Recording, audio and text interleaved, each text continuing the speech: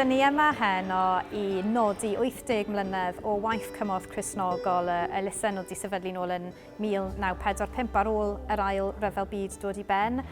Ni yma yn Tabernacl ar yr Ais yng Nghaerdydd a di dod at ein gilydd gyda cefnogwyr, gwirfoddolwyr, arweinwyr eglwysig, cynrychiolwyr o mudiadau ni'n cydweithio gyda yng Nghymru. A hefyd, yng Nghymru ni heno yw bwrdd ymddiriedolwyr a cyfarwyddwyr y mudiad yn fyd-eang.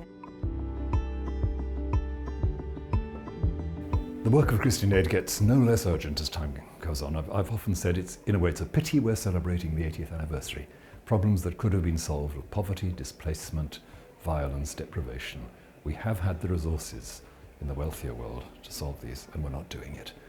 I see our future as being work continuing in many ways what we've been doing over the last 80 years, working in partnership with affected communities around the world, both to alleviate the symptoms of poverty but also tackle those root causes.